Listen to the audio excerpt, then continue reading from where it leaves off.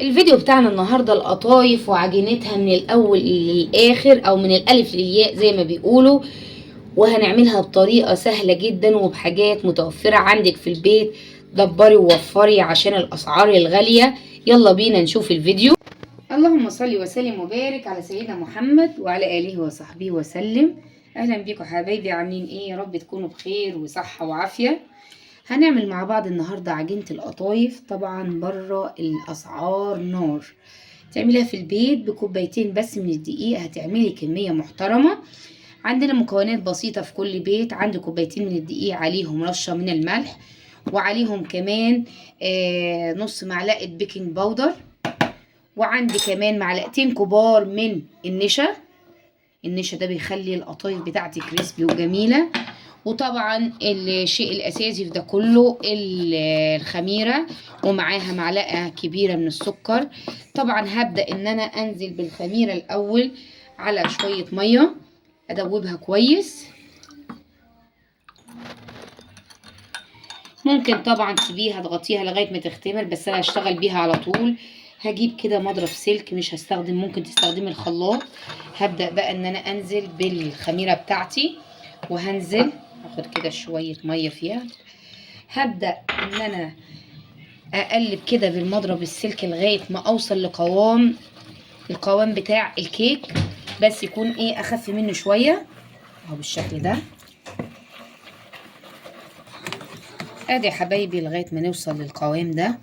هو ده القوام المطلوب اهو. طبعا لازم تقلبي كويس عشان ما يبقاش فيه اي تكتلات في الدقيق بتاعنا، تبقى العجينه ناعمه كده. ممكن تصفيها بس انا واثقه ان هي ايه ما فيهاش تكتلات. هبدا اسيب المضرب السلك، وهبدا ان انا اغطي البوله بتاعتي واسيبها كده في مكان دافي شويه، يعني ربع ساعه كده، تلت ساعه، وبعد كده نشتغل مع بعض في القطايف. وده حبايبي العجينه بتاعتنا بعد ما اختمرت. طبعا ايه هبتدي ان انا افش خمرها كده، ويلا بينا على البوتاجاز. طبعا انا حاطه على البوتاجاز الطاسه بتاعتي ودهناها كده زيت خفيف خالص. قول بسم الله، وهبدا انزل كده الحجم طبعا اللي انت عايزاه تعمليه. ممكن تحطي طبعا العجينه في ازازه، وتبتدي ان انت تشتغلي بالازازه. تعملي تسكبي كده الغطا بتاع الازازه، وتبتدي تعملي العجينه بتاعتك. طبعا الطاسه لازم تكون سخنه عشان البتاع دي القطايف بتاعتي ما تلزقش. هتبتدي اهي تعمل فقاعات، المعنى كده ابتدت تستوي.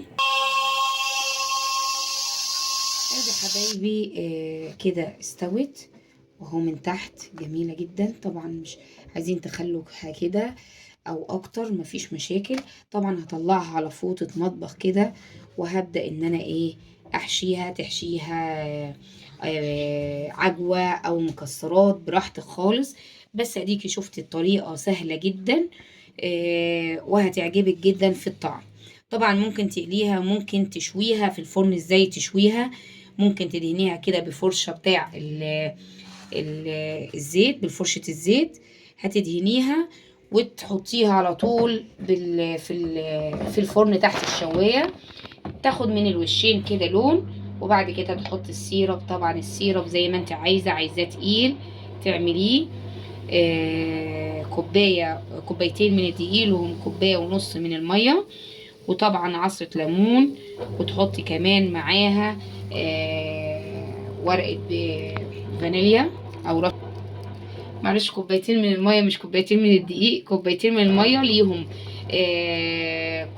كوبايتين سكر ليهم كوبايه ونص ميه. لو عايزه السيرب يكون تقيل شويه، لكن لو عايزاه خفيف يبقى 2 و2 بس. هتبقى الكنافه او القطايف او اي حلويات لما تسقيها بالسيرب وهو خفيف تبقى كده طريه جدا.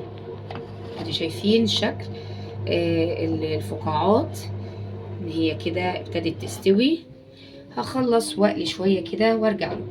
وادي حبايبي القطايف بتاعتنا مش محتاجه غير شويه مكسرات او شويه جوز هند كده من فوق عشان تبقى جميله. ما تنسونيش في اللايك والشير والسبسكرايب. يا ريت تعجبكم الوصفة. كل سنة وانتم طيبين.